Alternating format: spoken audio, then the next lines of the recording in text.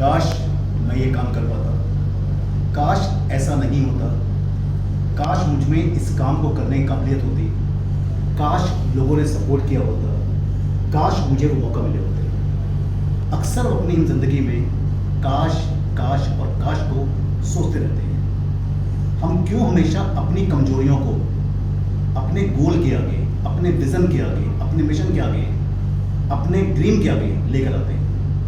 ये जो हमारी कमजोरियां होती हैं ना, हम अक्सर इनके बारे में सोचते रहते हैं। हकीकत में हमारी कमजोरियां भी हमको मौका देती हैं ज़िंदगी में कुछ करने के लिए, ज़िंदगी में आगे बढ़ने के लिए। अगर हमने अपनी कमजोरियों को भी अपनी मजबूती बना ली, यकीन करिए हमारी कमजोरियां हमारी मजबूती बनकर डिजायर्ड रिजल्ट्स को लेकर आती हैं। इसी कमजोरियों से रिलेटेड मैं आपको स्टोरी सुनाता हूँ। ISKCON temple.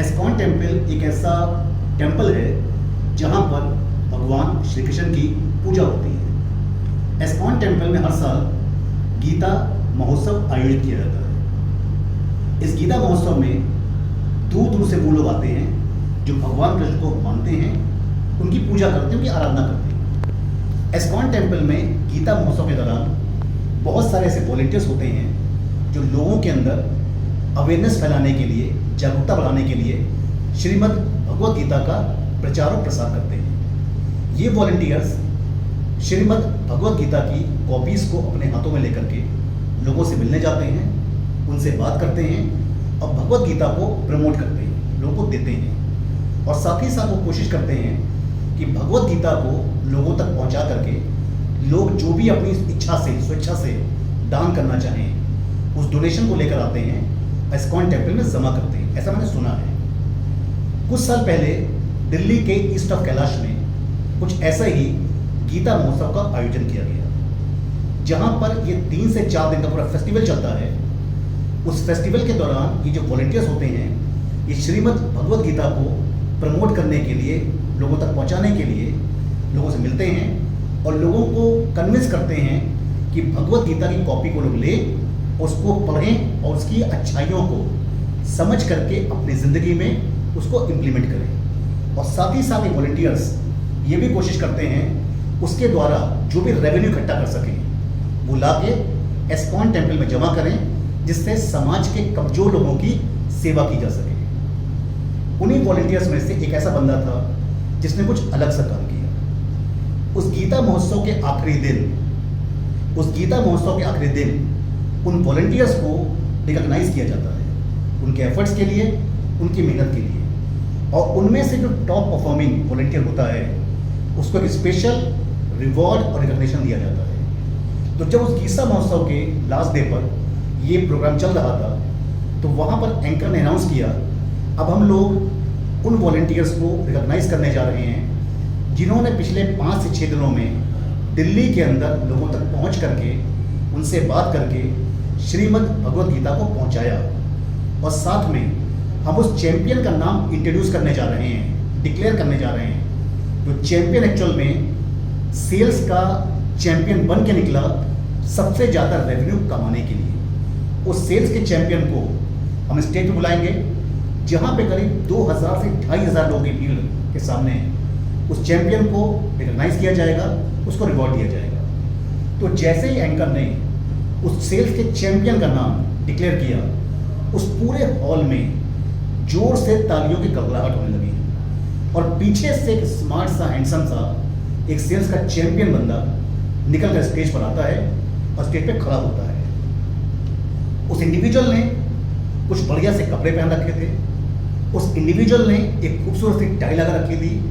तो लोगों ने ये सोचना शुरू किया, ये जो इतना स्मार्ट सा इंडिविजुअल खड़ा है स्टेज के ऊपर, ये देखने में गुड लुकिंग है, इसका पहनने का तरीका अच्छा है, तो सर्टेनली इसने लोगों से बात करके लोगों को कन्विंस कर लिया होगा। बट व्हाट हैपेंड, जैसे ही एंकर ने उसे बोला कि सर हार्टिएस्ट कॉन्ग्रेचुलेशंस, आपने बहुत अच्छे तरीके से अपने रोल को निभाया, तो हम चाहते हैं कि जो आपने टैक्टिक अपनाई और जो आपने मेहनत की, तो क्या अपनी उस मेहनत को आप लोगों से शेयर कर सकते हैं। तो जैसे लेडी एंकर ने उस चैंपियन को माइक दिया और जब उस चैंपियन ने माइक को हाथ में लिया तो जैसे ही उसने बोलना शुरू किया, यकीन करिएगा उस हॉल में एकदम से ठाके हंसी गूंज पड़ी।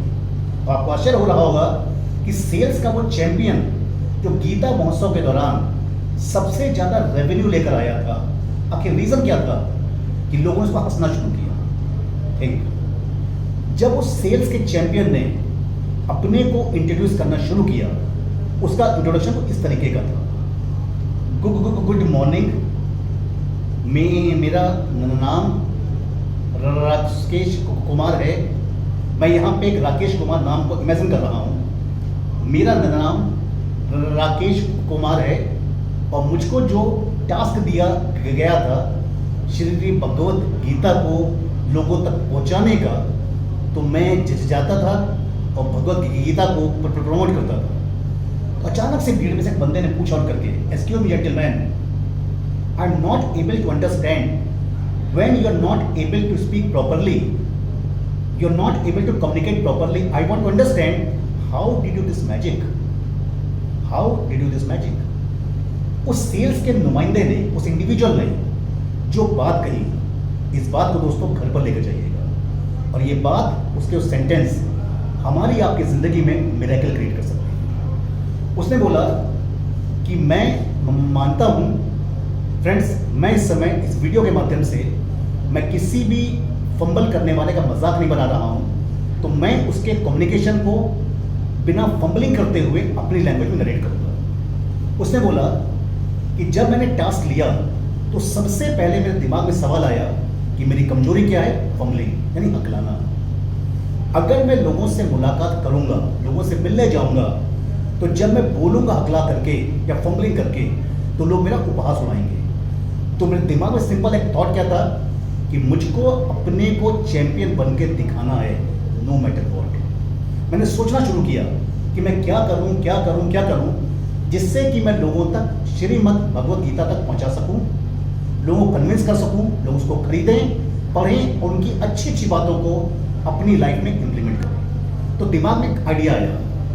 तो मैंने सुबह सुबह में लोगों के घर जाता था, मैं दरवाजा नॉक करता था, कोई भी जेंटल लेडी निकल के आती थी, मैं सिंपल एक बात कहता था, मैडम या तो आप मुझसे भगवत गीता खरीद लो या मैं आपको free of cost Shri Bhagavad Gita पढ़ के सुनाऊंगा। तो जब मैं ऐसा कहता था तो लोगों ने क्या महसूस करना शुरू किया, ये जो बंदा अकला रहा है, अगर इसने भगवत गीता को पढ़ना शुरू किया तो शायद सुबह से लेकर शाम रात तक हो जाएगी। पर बिजी लाइफ में लोग इंटरेस्टेड नहीं थे इतने टाइम को स्पेंड करने के लिए। तो व्हाट हैपेंड एक्चुअली, अगर मैं 10 लोगों से मुलाकात करता था तो 10 जगह में सेम टेक्निक को अपनाता था।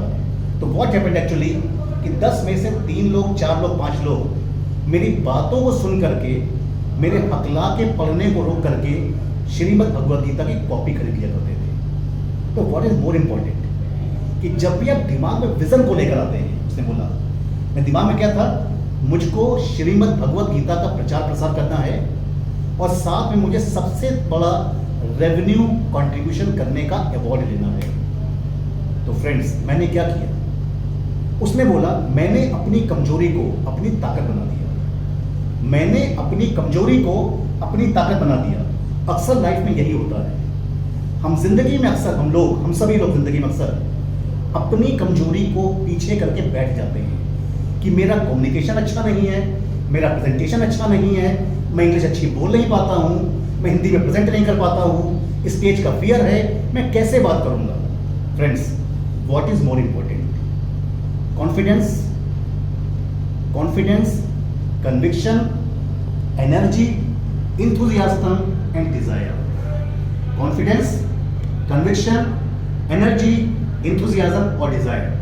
जिंदगी में किसी पर विश्वास करिए या ना करिए, जिंदगी में किसी पर विश्वास करिए ना करिए, हमेशा अपने पर विश्वास करिए। बिकॉज जो काम जिंदगी में आप कर सकते हैं शायद वो कोई नहीं कर सकता। Because always believe you are the best product created by God in this world. आपके अंदर, हर इंसान के अंदर कुछ ऐसी खूबियां होती हैं जो शायद दूसरों में नहीं होती हैं। तो मैं अपने इस स्टोरी को यहीं पे क्लोज करता हूँ एक अंडरस्टैंडिंग देकर के। Always believe in yourself, always create a confidence that what you can do no other person is what can do. क्योंकि दुनिया में कोई भी इंसान ऐसा नहीं है जो 100% परफेक्ट है। इस दुनिया में हर एक इंसान के अंदर कोई ना कोई कमी है, कुछ ना कुछ कमियां हैं। इंपॉर्टेंट क्या है, हमने अपनी कमियों को कंट्रोल करके उससे कैसे विजय पाए। I wish you all the best, do well, believe yourself and rock on. I wish you all the best. Thank you so much.